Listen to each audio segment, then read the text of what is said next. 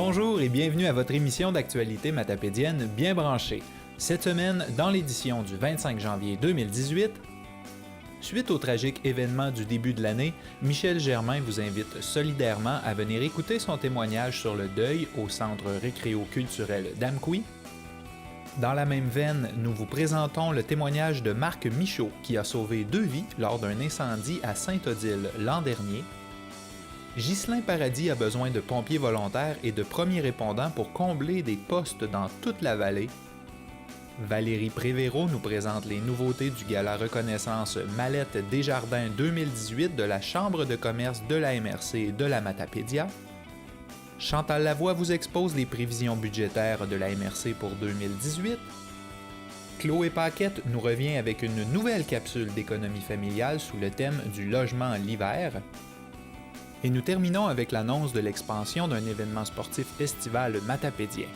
Le triathlon d'Amqui tiendra le 24 février prochain sa première édition d'un triathlon d'hiver.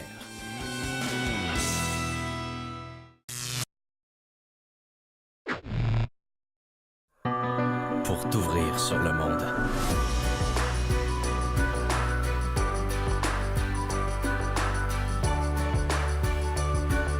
Pour te dépasser. Pour atteindre tes rêves. Et pour vivre une expérience unique. Choisis le Centre matapédien d'études collégiales d'Amqui.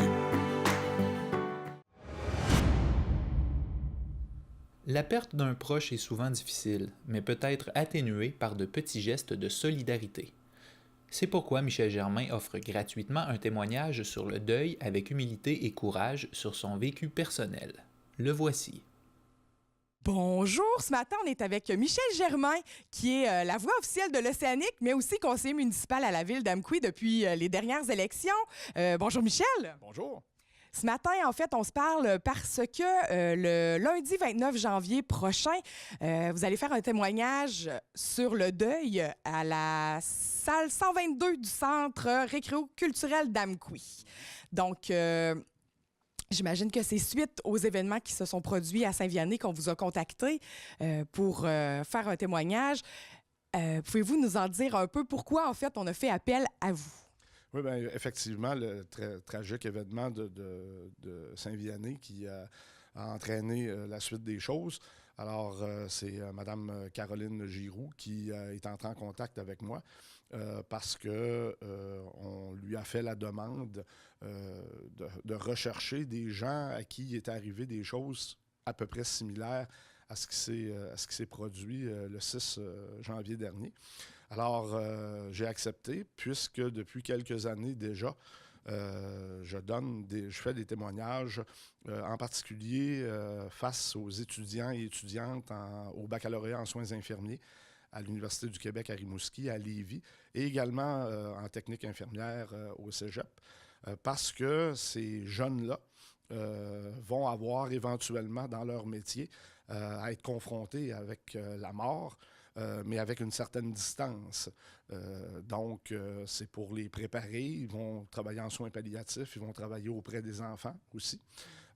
Donc, c'est pour ça que je fais des témoignages là, à la demande. Et là, bien, une demande est arrivée. Alors, si je peux contribuer, même modestement, à réconforter le plus de gens possible, ben, ça me fait plaisir dans les circonstances. Donc, ce témoignage, il va être ouvert à tous lundi soir. Vous avez vécu des situations similaires, en fait, dans votre vie. Puis, à quoi les gens peuvent s'attendre en allant vous écouter lundi? Bien, malheureusement, je n'ai pas la formule magique pour apprendre à vivre. Je vais démystifier. La conférence, le témoignage dure 2 heures, 2h15, sans interruption. Alors, le point de départ, c'est le 15 décembre 1998, quand ma mère, ma conjointe et ma fille unique de 9 ans et demi ont perdu la vie dans un accident de la circulation. Et je raconte un peu ce qui s'est passé dans les moments suivants jusqu'à aujourd'hui. Mais si je dis que je n'ai pas la recette magique, c'est souvent les gens se posent beaucoup de questions. Donc, on a un événement tout frais qui vient d'arriver, là. Puis les gens se posent des questions, ne trouvent pas les réponses. et vont venir à la conférence pour tenter d'avoir des réponses. Et malheureusement, je n'ai pas nécessairement de réponse. Ce qui serait une conférence, c'est si j'avais la recette magique pour qu'on apprenne à vivre avec un deuil comme celui-là, et je serais probablement millionnaire. Mais c'est pas le cas. Je témoigne des bonnes et des moins bonnes décisions que j'ai eu à prendre, que j'ai prises au fil du temps après cet événement-là. Mais chaque cas est particulier. Et tout ce qui nous arrive, hein, et ce qu'il y a de pire, les gens, souvent, pour nous réconforter, vont nous dire heureusement, c'est arrivé à toi parce que moi, je n'aurais pas passé à travers. Alors, faut pas dire ça. Il n'y a pas de degré. C'est pas parce qu'il y a 3 victimes que c'est plus grave que s'il y en a 2 ou s'il y en a une. Donc, déjà, c'est une démystification. Puis, on s'en va comme ça tout au long du témoignage pour arriver à la fin avec, j'espère, un espoir renouvelé et surtout de faire confiance au temps. Le temps peut être notre pire ennemi, mais peut être notre plus grand allié aussi. Alors, il faut laisser au temps le temps de faire son temps. Et c'est une des choses importantes là, que j'aimerais laisser en témoignage aux gens qui vont venir. Oui, donc c'est très passionnant de vous écouter déjà. J'espère que les gens vont y aller en grand nombre. Ça s'adresse à qui, ce témoignage? Bien, à tout le monde, parce que tout le monde va être confronté, tôt ou tard, un jour ou l'autre, à moins de subir sa propre finalité, à moins de mourir soi-même, va être confronté à une ou l'autre, une forme de deuil, que ce soit grands-parents, parents, enfants, malheureusement, aussi. Et donc, ça s'adresse, si quelqu'un ne se sent pas touché aujourd'hui, on n'en a pas oublié beaucoup là, depuis 4000 ans sur la planète. Il n'y en a pas beaucoup qui ont réussi à passer à travers. Donc, le deuil est une réalité qui va frapper tout le monde tôt ou tard. Alors, ça s'adresse vraiment à tout le monde. Bien, parfait. Donc, on réinvite les gens à venir la salle 122 du Centre récréo-culturel d'Amqui, lundi le 29 à 18h30 pour un témoignage de Michel Germain sur le deuil. Merci beaucoup, M. Germain. Ça fait plaisir, Émilie. Poursuivons avec un autre témoignage, celui de Marc Michaud, qui nous raconte les événements qu'il a vécus le 24 avril dernier lorsqu'il est devenu un héros. Monsieur Michaud, le 24 avril dernier, vous avez vécu vraiment un événement qui a bouleversé votre vie. Racontez-moi comment ça s'est passé, votre sauvetage de 2 personnes âgées à Sainte-Odile. C'est ça. Dans la nuit du 24, moi et un collègue, on opérait une érablière dans le chemin des Prés à Rimouski. Puis, en sortant de cette érablière-là, le soir, après nos travaux terminés, on s'est en allé on se trouvait être sur le chemin des Prés à Rimouski. On s'est dirigé, normalement, on devait se diriger vers Saint-Anaclet. On s'est dirigé vers le chemin des Pointes pour redescendre vers Rimouski. On a dit, on prendra le chemin du panorama, parce que j'avais aperçu la présence de fumée non loin de l'endroit où on était. Ça fait qu'en se dirigeant vers là, j'ai vu la présence d'une lueur dans la fenêtre du garage de M. Anselme Gagné, que je ne connaissais pas, mais je ne connaissais pas nécessairement le secteur beaucoup non plus. On s'est dirigé vers là. On a tout de suite fait les démarches pour s'en aller vers la maison le plus près possible, constater effectivement qu'il y avait un incendie. À la suite de ça, bien là, on a essayé d'aviser des voisins. Tout ça en dedans de peut-être 1 minute. Là, le 911, j'ai composé le 911 avec la répartitrice. Bien là, on essayait de localiser où ce qu'on était, en fait, étant donné que je n'avais pas une grande connaissance du secteur. Elle nous a envoyé les premiers secours. Entre-temps, avant que les premiers secours arrivent, nous, on a sorti les personnes de la maison avec un collègue qui s'appelle Yvon Proulx. Ce monsieur-là, il était un petit peu stupéfait de la situation là, parce que lui, il ne savait pas qu'il était en train de passer au feu. On parle en pleine nuit, là, vers minuit et quart. Là, fait que minuit et quart, minuit et demi. Fait que là, ce monsieur-là, Il est venu tout de suite à l'extérieur. Il a ouvert le garage, puis là, il a constaté comme nous qu'il passait au feu. Fait que les pompiers ont, pas longtemps après, là, environ 5 minutes après, les pompiers sont venus faire leur intervention. Puis l'incendie était déjà assez avancé là, pour... Mais là, si vous n'aviez pas été là au bon moment, ça se peut que ces personnes-là auraient dormi puis ne se seraient jamais rendu compte là, qu'il y avait un incendie. C'est ce que M. Ansem me dit à chaque fois qu'il me revoit, parce que, disons, ça fait 2 ou 3 fois que je le revois depuis ce temps-là. Il faut dire aussi que ça a pris au moins, moi, après j'ai fait cette intervention-là, j'ai dû faire une déposition à la police. Dans le fond, eux autres voulaient savoir ce que je faisais dans le secteur. On était là de passage. Là, M. Ansem n'avait pas eu la chance de me parler ce soir-là. Il avait parlé à mon collègue Yvon Proulx, mais moi, au moment où lui, il aurait pu me parler, j'étais dans la voiture de police, puis là, je faisais, l'état de la situation avec eux autres. Ça a pris 4 mois avant que M. Ansem Gagné, là, d'appel en appel, puis par personne interposée, finisse par me relocaliser. Puis du fait que je venais de Sébec, je n'étais pas un gars nécessairement de son coin, étant donné qu'on était à Saint-Odile, à Rimouski. Ça fait que ce monsieur-là a pris contact avec moi. Il m'a invité, il voulait savoir j'étais qui. Pour lui, j'étais la personne qui lui a sauvé la vie, en fait. Là.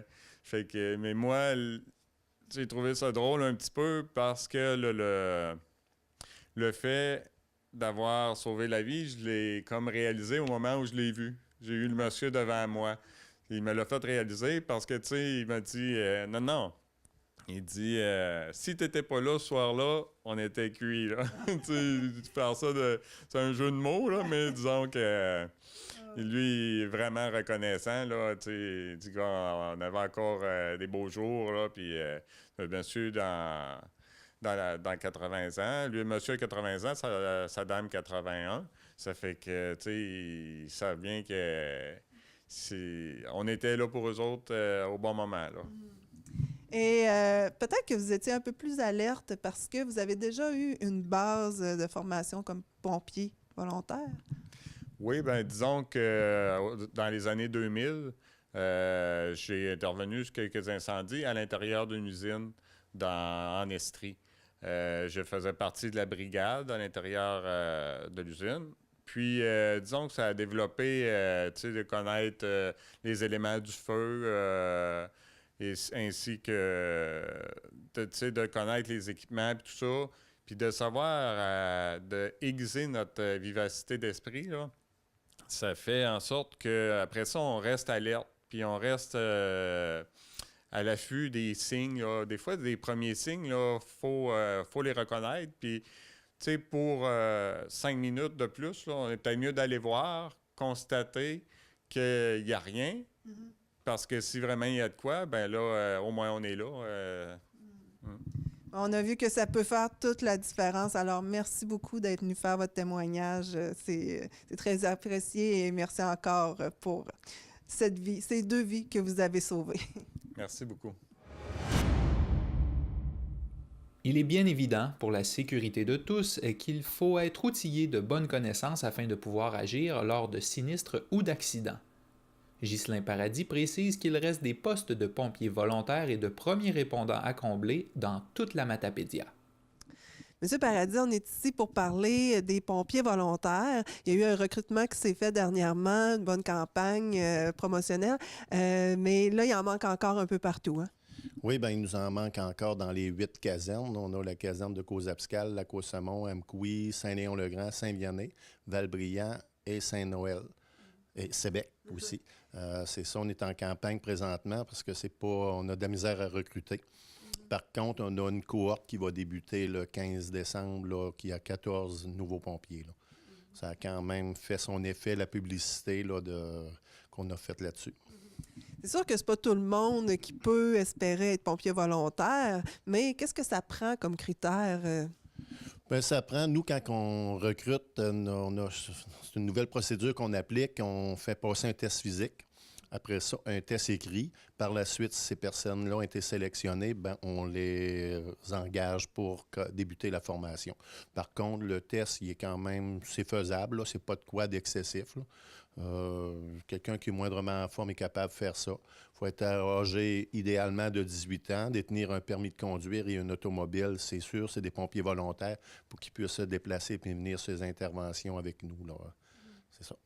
Comment ça fonctionne exactement? Parce que là, on ne peut pas toujours être disponible, avoir un Padjet, je ne sais pas trop. Comment ça fonctionne? La manière que ça fonctionne, c'est volontaire. Les pompiers, ils ont un messager.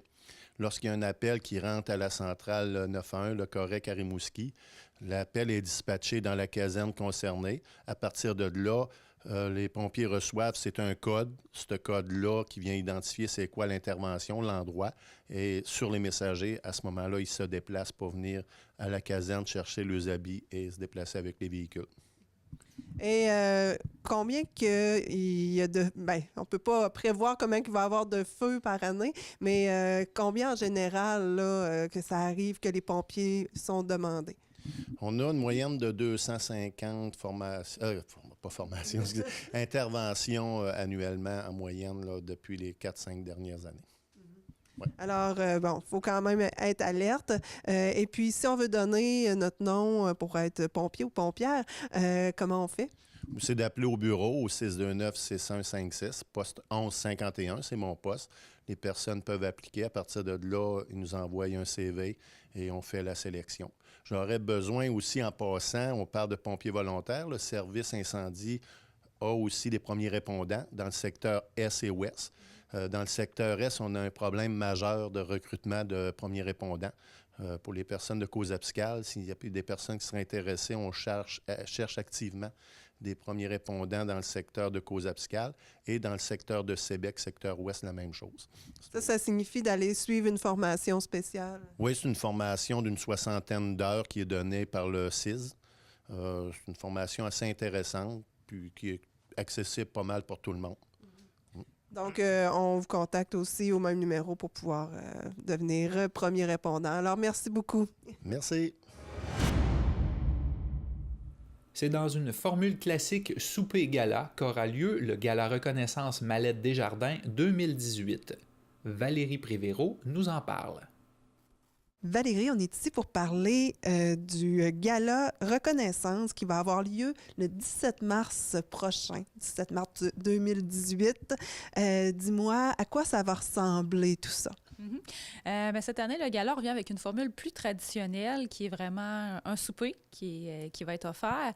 Le but de la soirée, on n'a pas fait venir de grands conférenciers parce qu'on veut vraiment laisser comme toute la place aux entrepreneurs matapédiens, puis on trouvait que de faire venir un conférencier, peut-être qui volait un peu la lumière sur nos entrepreneurs, qui est vraiment le but de l'événement. Mais l'animation va quand même être faite par Mme Isabelle Paquin, qui travaille pour la Caisse Desjardins, puis M. Frédéric Bureau, dans le fond, qui travaille pour Automobile Villeneuve. C'est vraiment des gens qui ont une grande expérience au niveau de l'animation, mais c'est des gens d'ici aussi. Fait que c'est eux qui vont s'occuper de l'animation. Fait qu'on est certain qu'on va avoir quelque chose de super dynamique, mais qui en même temps va vraiment bien mettre en valeur nos entrepreneurs. Et c'est un grand chef que vous allez recevoir pour faire cuisiner toutes ces victuailles. Il va y avoir aussi des produits régionaux. Dis-moi, à quoi ça va ressembler le repas? En fait, le repas va être fait par M. Pierre-Olivier Ferré, qui est le chef des Jardins de Métis. Il s'est quand même vu remporter plusieurs prix grâce à son travail. Mais ce qu'on lui a donné comme mandat, c'est de faire un menu qui va mettre en valeur nos produits locaux. Ils connaissent quand même bien nos produits, nos spécificités qu'on peut offrir ici. Fait que le chef va vraiment utiliser nos produits d'ici pour nous concocter un menu, dans le fond, qui va être aux saveurs des Jardins de Métis. Puis par contre, le dessert, on a choisi d'y aller vraiment avec des entreprises locales. Parce que si on a une entreprise qui se distingue beaucoup par la qualité de ses desserts, fait que on a mis ça aussi comme condition que c'est pas M. Ferry qui va s'occuper du dessert, ça va être au bec pointu, dans le fond, qui est vraiment spécialisé. Fait que c'est un menu qui est fait par un grand chef. On voulait se distinguer un petit peu de ce par ça, c'est d'offrir vraiment une expérience gastronomique aux gens, mais une expérience gastronomique avec nos produits d'ici. Alors, ça va probablement attirer beaucoup de personnes. Et puis, ben, ça devient intéressant d'avoir de la visibilité. Parle-moi un peu de votre plan de partenariat. Oui, on a développé encore cette année un plan de partenariat. Il y a vraiment plusieurs braquettes de prix pour les gens qui souhaiteraient s'associer à notre Gala Reconnaissance, qui est vraiment le plus gros événement de la Chambre de commerce. Ça peut aller d'acheter quelque chose à la carte à 500 $ qui nous permet d'être visible au gala à devenir un partenaire qui est plus important. Le plan de partenariat est quand même assez complexe à expliquer. J'inviterais peut-être les gens à aller sur le site de la Chambre de commerce, dans l'onglet Gala Reconnaissance, où ils vont pouvoir retrouver notre plan de partenariat avec vraiment un tableau qui permet de voir qu'est-ce qui est offert selon les montants d'argent pour lesquels vous désirez vous associer. Et les entreprises vont pouvoir recevoir des prix dans plusieurs catégories. Il y a 13 catégories. Il y en a qui existaient déjà. Il y avait la catégorie commerce, industrie, nouvelle entreprise, agriculture et forêt, services, relève, tourisme, culturel. Il y avait aussi OBNL, économie sociale, grand matapédien, coup de cœur du public et cette année, 2 nouvelles catégories, événements sportifs et amélioration immobilière. Dis-moi pourquoi vous avez décidé d'ajouter ces 2 catégories. En fait, on a gardé toutes les autres catégories parce qu'on trouvait que ça faisait vraiment un bon survol de ce qui était offert comme service dans la Matapédia. On a ajouté 2 nouvelles catégories, entre autres amélioration immobilière. C'est parce qu'il y a des gens qui sont beaucoup dans l'ombre, qui investissent au niveau immobilier dans la Matapédia. Ça permet de soit faire en sorte que la Matapédia est plus attrayante pour les gens qui vont la visiter, puis aussi, ça peut encourager l'économie. Parfois, l'amélioration immobilière va faire en sorte que ça va encourager le commerce. C'est un peu dans cette optique-là. Si on lit vraiment la définition de la catégorie, là, les critères d'évaluation doivent être basés là-dessus. Une amélioration immobilière qui va encourager l'économie matapédienne. Fait qu'on trouvait que c'est des gens qui étaient vraiment dans l'ombre, que parfois ils investissaient beaucoup, que ça permettait de faire rayonner la Matapédia, mais qu'on ne les connaissait pas nécessairement. Fait que c'est un peu ces gens-là qu'on désire mettre en lumière ce soir-là. Puis aussi la catégorie événements sportifs, c'est parce qu'il y a des choses qui se font ici qui permettent de faire rayonner la Matapédia à l'extérieur de la région. Fait que quand il y a un grand événement sportif qui est tenu, ben ça a un apport important pour l'économie, puis ça aussi, ça permet peut-être d'attirer des gens à venir visiter ou même à venir vivre ici. Puis c'est vraiment pour souligner ça, cet apport-là qui est apporté, qu'on a ajouté ces catégories-là. Et comment les entreprises font pour déposer leur candidature? Tous les formulaires sont disponibles sur le site de la Chambre de commerce au ccmrcmatapédia.qc.ca. Dans l'onglet Gala Reconnaissance, ils peuvent aller chercher il y a un document qui est complet pour l'inscription. Ce qu'on invite les gens à faire, c'est qu'à l'intérieur de ce document-là, il y a un formulaire d'inscription. Ils peuvent le compléter puis le retourner aux coordonnées qui sont données. Comme ça, on va le savoir qu'ils ont un intérêt à déposer leur candidature parce que toute l'information sur comment monter notre dossier est là. Par contre, on est conscient que des fois, les entrepreneurs, ils courent un peu après le temps. Fait que ce qu'on les inviterait à faire, c'est s'ils n'ont pas le temps, dans les prochains jours, de vraiment bien monter leur dossier qui va être présenté au jury, de juste prendre le temps de compléter le formulaire d'inscription puis de nous le faire parvenir. Fait que comme ça, on va savoir qu'il y a un intérêt de leur part, puis on va se permettre de leur faire un petit rappel là, si on se rend compte qu'ils ont oublié de déposer leur dossier dans les temps. Et la date limite, justement, c'est quoi? C'est le 15 février. Alors, puis ceux qui n'ont pas nécessairement accès à Internet, là, c'est plutôt rare du côté des entrepreneurs, là, mais ils peuvent quand même vous joindre par téléphone. Oui, c'est certain qu'ils peuvent me rejoindre par téléphone à la Chambre de commerce au 418-629-5765 ou en personne, s'ils veulent se déplacer, venir me rencontrer. Ça va me faire plaisir de leur remettre des versions papier des documents. Les formulaires d'inscription aussi devraient commencer à circuler bientôt par courriel, sur Facebook. On est prêt, on commence à se préparer, puis vous allez en entendre de plus en plus parler de notre Gala Reconnaissance dans les semaines puis les mois à venir. Alors, merci beaucoup Valérie, puis bon préparatif. Merci. Poursuivons maintenant avec Chantal Lavoie qui précise les prévisions budgétaires de la MRC de la Matapédia pour 2018. Chantal, là, on va aborder un gros morceau, le budget de la MRC de la Matapédia. Ça dépasse 12 millions. Parle-moi un peu si c'est équilibré tout ça, là.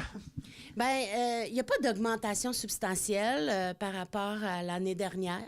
On dit 12 millions, mais il y a des parties qui sont payables par l'ensemble des municipalités. C'est gros un budget. Effectivement, tu l'as dit, c'est complexe un peu. La partie que tout le monde paie, on va le dire comme ça, c'est 11,06 millions, là, 11 millions, on va dire plutôt ça, 11 millions à peu près que tout le monde paie. Puis le reste, pour se rendre aux 12 224 000 que tu parlais, dans le fond, c'est des parties qui s'ajoutent au budget où certaines municipalités sont concernées, d'autres ne le sont pas. Je prends juste un exemple pour t'expliquer un peu qu'est-ce que c'est. La partie inspection municipale.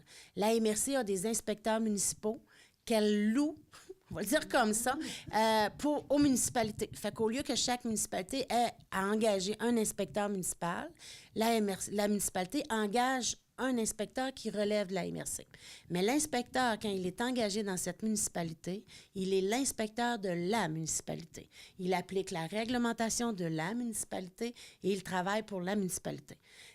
La pertinence de ça, c'est pas toutes les municipalités. Il y a des municipalités qui ont toujours leur inspecteur municipal local. C'est un choix que les municipalités font. La MRC, c'est un service qu'elle offre aux municipalités. Il y a des municipalités qui sont capables de trouver un employé qui est là à temps plein, qui peut assumer ce service-là. D'autres qui vont le faire juste à temps partiel. Ça leur appartient, c'est leur latitude à eux. Mais nous, on offre ce service-là à la demande des municipalités. Donc, il y a des municipalités qui ont besoin d'un inspecteur une fois par mois, une journée par semaine. D'autres qui en ont besoin d'une demi-journée par semaine. Donc, c'est leur latitude. Ils nous disent, moi, mes besoins, c'est ça. Et on leur loue ou on leur rend ce service-là. C'est peut-être plus adéquat de dire, on rend ce service-là avec un protocole d'entente. On a une entente avec la municipalité, des conditions qui sont là et tout ça. Donc, l'employé municipal, ça devient le leur pour la période qu'ils nous ont réservée et tout ça. Donc, ça, c'est une partie qui n'est pas commune à l'ensemble des municipalités parce que ce n'est pas toutes les municipalités qui utilisent ce service-là. C'est un exemple. Ouais. Mais si on parle de la quote-part des municipalités, ça l'a augmenté un petit peu cette année. La quote-part, ça représente 1,08 % d'augmentation cette année, qui est un peu en deçà de l'indice à la consommation là, qu'on voit. Donc, ça suit le cours de l'augmentation du coût de la vie. Essentiellement, la MRC n'a pas que les quote-part comme revenu. Ça représente environ 36-37 % des revenus de la MRC, mais c'est une partie importante parce que c'est le montant, la facture qu'on envoie à chacune des municipalités pour, justement, assumer la quote-part. Donc, les municipalités, eux, la façon de recevoir, de percevoir ces sous-là, ils l'incluent dans leur budget, mais ça vient de la taxation qu'ils font à leurs citoyens. Donc, c'est toujours un morceau important de notre budget quand même. Donc, cette année, sur le 11 millions, je vais prendre toujours la partie commune. Je pense que c'est plus réaliste, c'est plus juste là, pour tout le monde. Sur le 11 millions, on parle d'environ 4 100 000. Qui est représenté en quote-part. Le reste, c'est tous des revenus qui reviennent de services rendus, de tarification, de subventions, d'aide là, qui vient d'autres services ou c'est ça. Fait que Comme par exemple, Val-d'Irène. Oui, c'est ça. Val-d'Irène, où on peut parler, par exemple, au niveau du génie municipal. Un service qui est très populaire à la MRC. Génie municipal, les municipalités qui l'utilisent ont des tarifs. Il y a des tarifs qui sont chargés aux municipalités. Donc, c'est des revenus là où on pourrait parler au niveau du service incendie. Il y a des services qui sont tarifables ou qui sont payables, là, dépendamment du type de service qui est offert. Donc, c'est des choses comme ça qui sont détaillées, là, que les municipalités sont au fait de ça aussi. Donc, c'est des ententes qui viennent de l'extérieur aussi. Quand on prend le Fonds de développement des territoires, qui est une subvention qu'on remet à des organismes ou à des entreprises, on a le fonds de financement qu'on a à la MRC, bien, ces fonds-là proviennent du gouvernement. Donc, il y a des enveloppes qui viennent de là aussi. Aussi, on prend aussi la subvention qu'on a pour notre centre administratif, bien, c'est des montants qui viennent du gouvernement, fait partie des revenus aussi là, de la MRC. On vient de parler justement centre administratif, service incendie. Il y a du nouveau cette année à ce niveau-là. Bien, le centre administratif, il est en construction. Ce qui va être nouveau, c'est qu'on va déménager. Normalement, la livraison se fait en juin. Donc, le déménagement est prévu par la suite. Et je suis convaincue, là, moi, je pense qu'on va inviter la population. On pourra faire l'invitation quand ce sera le temps. Mais on va planifier une journée porte ouverte pour permettre aux citoyens de venir voir ce projet-là. C'est quand même un beau projet. Donc, oui, c'est un projet qui est en cours, qui va s'accomplir. Il paraît dans le budget, mais c'est équilibré justement à cause de la subvention, puis... Ben, dans le budget, on a les coûts de construction, mais on a aussi l'opération, parce qu'un bâtiment, il va y avoir de la conciergerie, il va y avoir du déneigement. Donc, le budget fait le tour de tout ça. C'est pour l'année 2018. Donc, effectivement, dans le budget, quand on dit c'est équilibré, c'est qu'on prévoit des revenus en conséquence des dépenses, là. Donc, oui, le budget qui est là, moi, je vous le dis, là, présentement, c'est un budget qui effectivement n'est pas déficitaire. Là. En bout d'année, on ne s'attend pas qu'il va y avoir un déficit. C'est un budget qui est équilibré. Ça, c'est une priorité. Là. On doit faire ça au niveau municipal. Donc, mais pour le centre administratif, c'est ça. Oui, tout est prévu. Puis, comme on l'avait déjà démontré dans une séance publique qui nous avait, lors de la présentation du projet, la MRC a mis en place des façons de faire pour justement que tout soit équilibré, puis pour que ce soit une dépense qui soit acceptable là, pour nos gens, pour nos municipalités, pour nos citoyens. Pour le service incendie, il y aurait un bâtiment qui pourrait vous appartenir. Oui, bien ça, c'est une première suite à différentes discussions. On sait qu'au départ, le projet, c'était une rénovation. On devait rénover la caserne actuelle qui est juxtaposée avec le garage municipal de la ville d'Amqui. Différentes discussions, différents événements ont fait que lors des discussions pour le projet, il a été entendu entre la MRC et la ville d'Amqui que le projet allait différer un peu. Donc, la caserne sera construite. On va construire une caserne à l'extérieur. Elle ne sera plus là. On déménagerait aussi. C'est une première parce que les casernes incendie n'appartiennent pas à la MRC. Ce sont des casernes qui appartiennent à toutes les municipalités et nous, on est locataires. Pour cette fois-ci, la ville d'Amqui avait besoin d'espace supplémentaire, a besoin d'agrandir son garage municipal. Donc, au lieu d'agrandir, ils vont prendre la partie qui va rester libre là, quand on va quitter pour le service incendie. Donc, au lieu de construire un bâtiment, c'est un peu un échange entre nous. Donc, on va construire une caserne qui va être très, très collée sur les besoins d'une caserne, sur les réalités d'une caserne aussi. Donc, c'est un projet qui est en cours. Il n'y a rien de déterminé encore, là, mais oui, c'est un projet qui est en cours. Donc, en 2018, on prévoit notre budget en fonction de ça. Oui, ça va être subventionné, effectivement, par aussi la même mesure que le centre administratif, là, parce que c'est aussi une réalisation qu'on n'aurait pas fait sans cette subvention-là. On garde toujours en derrière la tête le fait que c'est nos contribuables qui doivent payer en bout de ligne. Il faut que ça soit acceptable et raisonnable, là. C'est comme ça que le Conseil de la MRC aborde la question. À part de ça, il n'y a pas tant de nouveautés par rapport à 2017. Bien, évidemment, peut-être juste un petit rappel. Non, il n'y a pas de grosses surprises. C'est sûr que dans les budgets les plus volumineux, dans les plus gros postes de dépenses, on parle toujours de matières résiduelles, de sécurité incendie. On parle aussi de... je regarde le développement, au niveau du développement. C'est sûr que ces budgets-là, c'est des budgets quand même importants, mais on sait aussi que la réalité est là. Je ne vais peut-être pas parler des matières résiduelles, mais c'est aussi une obligation. Je pense pas que personne a le goût de mettre ses poubelles dans le garage en attendant que quelqu'un fasse quelque chose avec. Il y a des règles qui sont là, mais ça a un coût. Les obligations gouvernementales nous obligent à faire des choses aussi. Fait qu'il faut prendre tout ça en considération. Sécurité incendie, on ne peut pas jouer beaucoup avec ça non plus. Il y a des normes à respecter, mais il y a d'abord et avant tout la sécurité de nos gens, l'intervention auprès de nos gens. Fait que c'est un peu... des fois, les gens peuvent penser que c'est des postes budgétaires vraiment trop... qui sont exagérés, mais je peux vous dire que les élus de la Matapédia font attention et essaient de voir pour que ce soit quelque chose de justifié, justifiable aussi. Nous aussi, on est des citoyens, nous aussi, on paye des contributions et nos citoyens, on vit avec eux à chaque jour. Fait qu'on a on a toujours derrière la tête un peu cette préoccupation-là. Même si certains en doutent, moi, je peux vous dire qu'elle est là. J'ai des discussions avec mes collègues aussi, puis ça fait toujours partie de nos discussions. L'étape du budget, c'est une étape importante. À chaque année électorale, malheureusement, on a l'impression que le budget, comme élu, je parle, le budget est pas aussi, on peut pas y porter l'attention aussi importante qu'on aurait voulu, mais je peux vous garantir une chose, qu'il est quand même abordé de façon très consciencieuse et rigoureuse, même auprès des employés ici. Mais il y a des décisions qu'on doit prendre, il faut les prendre et on les a prises. Je pense que c'est dans l'intérêt de tout le monde aussi. Et voilà. Mais, comme on le dit, pas de choses majeures. Il n'y a pas de surprise majeure. Il n'y a pas de disposition majeure non plus. Je pense pas qu'il y ait des... Mais au fur et à mesure, on va vivre, on va évoluer. C'est un budget. Un budget, on le dépense, on le diminue, on joue avec ça aussi.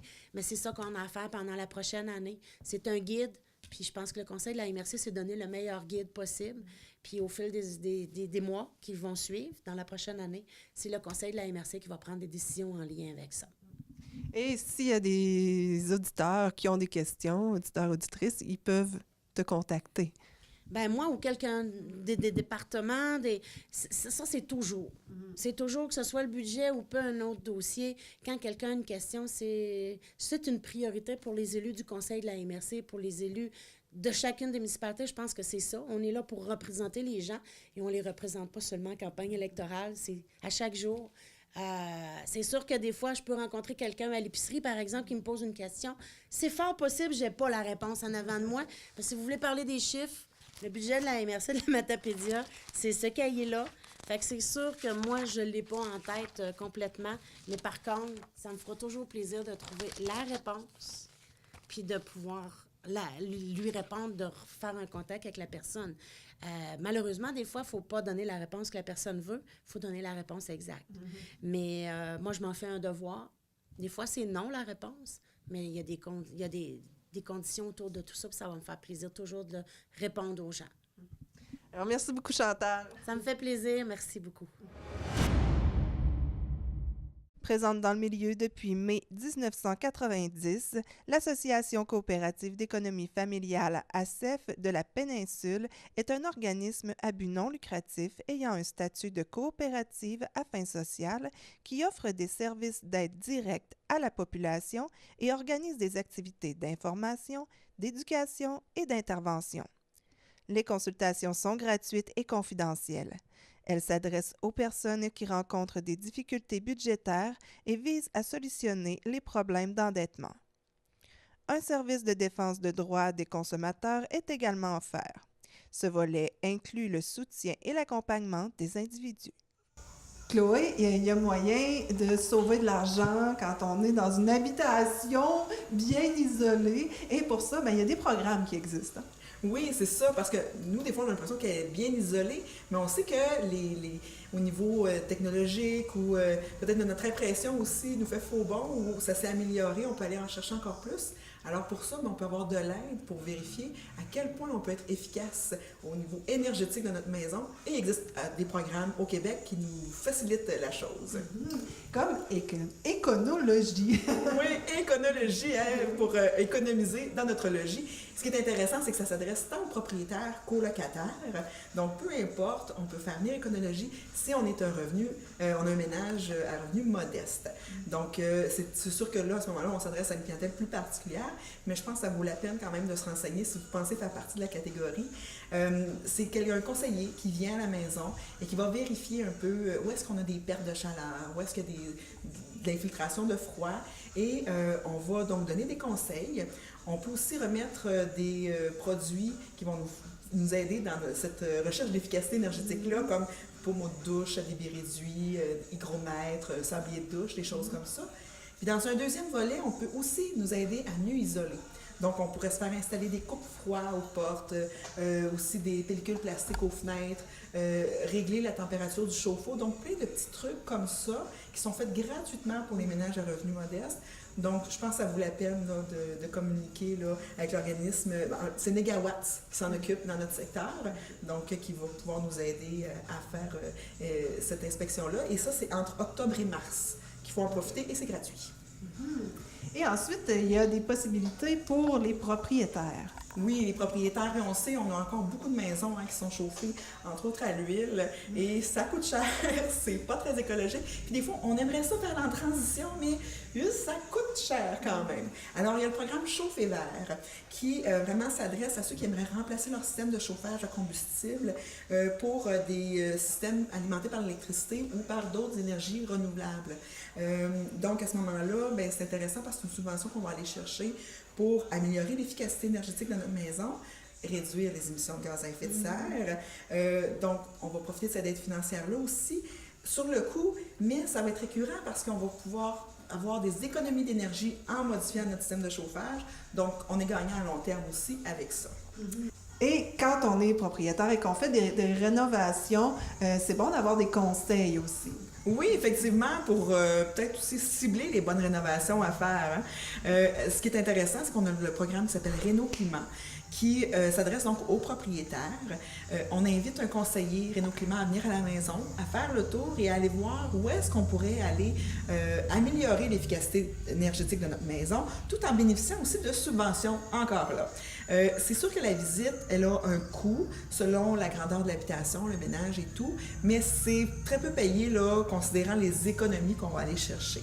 Donc, l'important, c'est de le faire avant les rénovations. Donc, à ce moment-là, on pourrait avoir un conseil sur rajouter un peu de laine minérale au grenier, de changer notre système de chauffage. Si on change les fenêtres, pour quelles fenêtres on va opter? Donc, des trucs comme ça. Et une fois qu'on a fait les rénovations, le conseiller revient à la maison pour évaluer ce qui a été fait et on pourra bénéficier de subventions pour chaque rénovation effectuée. On n'est pas obligé d'avoir fait la totalité de ce qui nous a été suggéré. Parfois, c'est juste impossible. Mais plus on en fait, plus on est gagnant. Puis on est encore là, gagnant à long terme parce que tout ce qu'on a amélioré sur notre maison au moment des rénovations, ça va durer évidemment à long terme sur notre facture d'électricité. En plus de réduire le coût de nos rénovations. Voilà. Alors, merci beaucoup encore une fois de tous ces précieux conseils. Et si on veut en avoir plus sur d'autres sujets, on peut vous contacter. Effectivement, donc à cefpeninsule.ca ou par téléphone 1-866-566-7645. Merci beaucoup. Merci. Le 17 janvier dernier, les organisateurs du triathlon d'Amqui et du Grand Prix cycliste de la Matapédia ont présenté en conférence de presse les nouveautés de leurs activités sportives. Cette semaine, on nous dévoile les détails des triathlons. C'est vraiment une activité intéressante qu'on se veut vraiment populaire, accessible à tous. En faisant des distances de triathlon standard, de triathlon sprint qui est la moitié des distances qu'on va voir, et aussi de triathlon découverte qui peuvent se faire en enchaînement de triathlon, donc les 3 distances en enchaînement individuel, ou bien les 3 distances sont possibles c'est possible de les faire par équipe aussi, donc avec une personne qui fait chacune des disciplines. Les 3 disciplines du triathlon d'hiver qui sont reconnues, c'est la raquette, le patin et le ski de fond. Tout ça va se faire, cet événement-là, au camping d'Amqui. Donc, c'est un site qui se prête vraiment à cette activité-là avec les 3 disciplines qui vont pouvoir s'enchaîner. Et le lac, le patinage fait au niveau du lac à la marina va faire qu'à partir du stationnement et en hauteur, on va voir l'ensemble des activités, l'arrivée-départ près du pavillon qui va vraiment donner une bonne visibilité de l'ensemble de l'activité. Donc, le site, on voit ici le stationnement là, du camping d'Amqui. Donc, à partir du stationnement, tout va se faire dans ce secteur-là. Donc, le départ se fait au niveau ici, là, près du bloc A là, et de la piscine. La première discipline, c'est la raquette. Donc, le départ se fait et la boucle de raquettes va être ici. Il va y avoir des boucles de raquettes qui vont se faire selon la distance choisie. Les distances, je vais revenir tout de suite après ça sur les distances. Un coup, les boucles de raquettes sont terminées. On rentre dans la zone de transition qui va être ici, près de l'embarcadère de la marina. Donc, un palier plus bas. La zone de transition va se faire là pour soit l'échange du dossard pour les équipes ou soit simplement se changer pour la discipline suivante qui est le patin qui va se faire sur le lac au niveau de la marina. Donc, les boucles aussi vont se faire à ce niveau-là et à la fin, on rentre à nouveau dans la zone de transition pour ressortir et venir faire la grande boucle de ski de fond qui va être faite soit selon le nombre de boucles qu'on aura à faire là, dans la distance choisie. Et la zone d'arrivée, à la fin, se fait à la même endroit que le départ. C'est en gros là, le parcours du triathlon d'hiver. Donc, un endroit qui va être assez central, puis possible de voir l'ensemble des activités. Donc, même pour les spectateurs qui veulent voir ça, ça va être quand même spectaculaire. C'est des départs de masse, donc des départs de masse quand même impressionnants là, de voir un paquet de monde courir en raquette là, sur un départ. La neige, ça lève. Le triathlon d'Amkoui est vraiment content d'organiser cette nouvelle activité-là pour faire bouger les gens. C'est des choses que j'ai déjà eu l'expérience de faire à Rimouski dans le cadre du Rikifest, des triathlons d'hiver, donc je connais quand même la façon de procéder. Donc on part avec déjà une expérience malgré la première édition. Les distances pour la compétition, donc triathlon découverte pour les 10 ans et plus. On peut le faire en famille également. Individuel, 1,25 km de raquette, patin 3 km, ski de fond 2 km. Et également par équipe, une équipe peut se composer là, de 2 ou 3 personnes là, qui font les enchaînements de chacun des sports.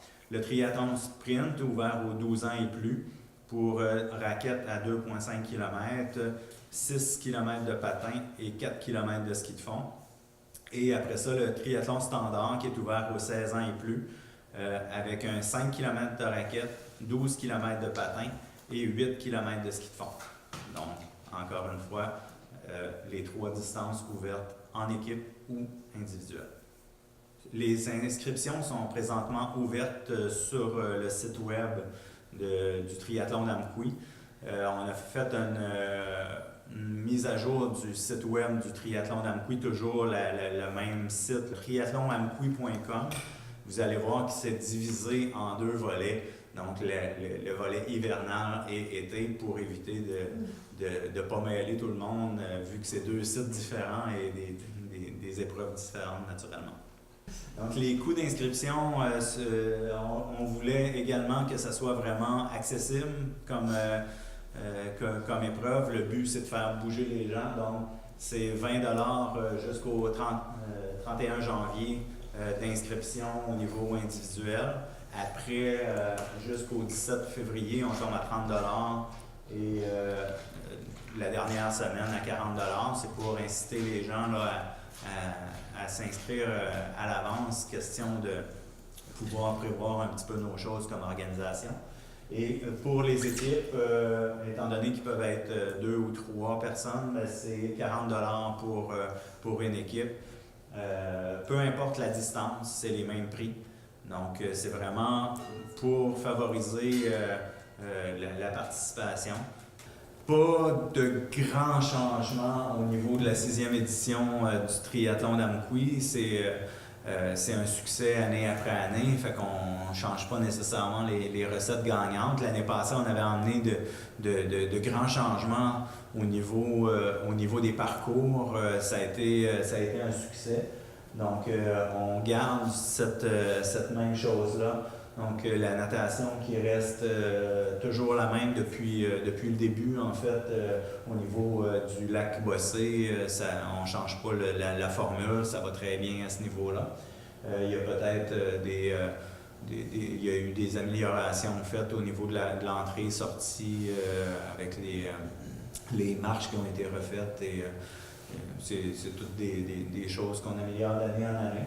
Le vélo qui est maintenant sur le rang Saint-Jean-Baptiste en aller-retour en forme de boucle pour compléter là, les distances à déterminer. Donc on se souvient qu'auparavant c'était l'endroit où on faisait la course. Maintenant c'est le vélo qui se fait à cet endroit puisque la course est rendue maintenant dans les rues résidentielles, de l'autre côté du quartier industriel si on veut. Là, donc les rues Trou et l'accotement de la 132, si on veut, pour faire les boucles. On rentre quelques distances qui rentrent dans les montées des rues résidentielles, ce qui fait qu'on a un beau parcours de course qui est sécuritaire et c'est plus sécuritaire de traverser la 132 à pied qu'à vélo. Donc c'est plus facile pour nos bénévoles là, de bien gager les distances et c'est beaucoup plus sécuritaire comme ça. Fait qu'en gros, la zone de transition reste la même, toujours au parc Pierre-Maurice-Gagné. Il y a quand même un élément, là, je sais pas, t'étais rendu où dans ton... Ouais, les distances, ben, il n'y a pas vraiment de changement, sauf l'ajout d'un duathlon découverte avec des distances plus ouvertes à tous et des jeunes qui vont pouvoir s'y ajouter. Fait que je ne rentrerai pas trop là-dessus. Je vais revenir sur notre événement hivernal c'est ça, pour le triathlon, les inscriptions sont déjà ouvertes. Je vais revenir sur le triathlon hivernal pour... j'ai parlé de la discipline en tant que telle, du triathlon comme tel, mais on ajoute des activités à ça. Puis je trouve que c'est important, là, malgré c'est le triathlon d'Amqui qui organise ça. C'est une journée plus familiale. Donc, après la tenue de l'événement qui se fait en avant-midi, en après-midi, il va y avoir des animations familiales au niveau du parc Pierre-Maurice-Gagné. Donc, essayer de faire bouger toute la famille durant l'hiver. Donc, il va y avoir plusieurs activités sur place. On est en train de mettre en place toutes les activités. Fait que je ne vous en ferai pas nécessairement l'énumération tant que ce n'est pas tout ficelé comme il faut. Je ne voudrais pas dire qu'une activité sera là et que finalement elle ne sera pas là. Donc, il va y avoir beaucoup d'activités familiales durant l'après-midi et en soirée, il va y avoir des spectacles de présentés à l'Agora du parc Pierre-Maurice-Gagné. Donc, en hiver, on veut faire autant sportif que culturel, mettre l'hiver de notre côté, en fait, et montrer que c'est possible de faire des belles choses, même en période hivernale. On va juste espérer que Dame Nature soit de notre côté durant cette belle journée. À chaque année, on est en grande recherche de bénévoles, tant pour le triathlon à l'été, le Grand Prix cycliste de la Matapédia, qui a beaucoup de gens impliqués en tant que bénévoles, mais aussi le triathlon d'hiver. On n'utilise pas les routes, mais ça prend quand même des gens pour faire fonctionner le tout. Donc, c'est certain que s'il y a des gens qui veulent s'impliquer, vous pouvez appeler le service des loisirs de la ville d'Amqui, puis ça va nous faire plaisir de vous accueillir parmi notre équipe du comité organisateur et pour donner un coup de main durant cette journée-là, autant du niveau de la compétition que des activités familiales l'après-midi et même peut-être du spectacle. Toutes les ressources bénévoles sont bienvenues. Michel, tantôt tu parlais d'un peu un comparatif qu'on pouvait se faire de ce qu'on attend au triathlon d'hiver ici dans la vallée. Dis-moi, à quoi ça ressemble à Rimouski? À Rimouski, on l'a déjà fait là, dans le cadre du Ricky Fest. Il y avait vraiment une belle participation qui se faisait là. On dépend toujours l'hiver là, des tempêtes de neige ou des grands froids. Les 2 dernières années, c'était un peu ça qui était arrivé. Mais c'est toujours une participation intéressante. Mais dans le fond, les défis sont différents. Que ce soit beau ou mauvais, ça peut être intéressant. Effectivement. Donc, l'hiver, c'est un peu ça. On fait avec les températures, mais il y a moyen de bien performer malgré des grandes quantités de neige, malgré des froids. On s'habille en conséquence et c'est toujours possible de faire ces compétitions-là. Donc, c'était des expériences intéressantes, appréciées des participants là-bas. Et on espère vraiment que les gens viennent participer en grand nombre ici dans la vallée à cette activité-là qu'on veut vraiment familiale, rassembleuse. C'est possible de faire des équipes à l'intérieur de la famille, avec des collègues de bureau. Donc, on mise vraiment là-dessus. Si quelqu'un ne veut pas faire les 3 sports en enchaînement, ben de se trouver des amis pour venir faire ça, c'est tout le temps bien agréable. De beaux souvenirs à se créer. Et pourquoi vous ne faites pas l'après au camping? Parce qu'on a quand même des belles infrastructures au parc Pierre-et-Maurice Gagné avec l'Agora. Faut montrer qu'on est capable de se servir de ça, même l'hiver, que c'est une infrastructure vraiment géniale pour la région. Puis on va se servir de ce qu'on a là. Donc c'est parfait le camping pour l'épreuve du triathlon en tant que tel, mais pour l'aspect récréatif et le spectacle en soirée, le parc Pierre-et-Maurice Gagné était vraiment un meilleur choix. Vous allez peut-être aller chercher d'autres gens qui ne seraient pas venus au camping. Effectivement, il y a certainement plein de gens qui n'ont pas participé au triathlon d'hiver, mais qui vont venir voir les spectacles en soirée. On l'espère, à tout le moins. Alors, on vous souhaite tout un succès. Merci beaucoup, Michel. Merci. Jonathan, c'est toi qui es directeur des loisirs ici à la Ville d'Amqui. Dis-moi, c'est quoi l'implication monétaire de la Ville d'Amqui pour ce projet-là? Donc, la Ville d'Amqui supporte le triathlon d'Amqui depuis plusieurs années. D'été. D'été, en effet.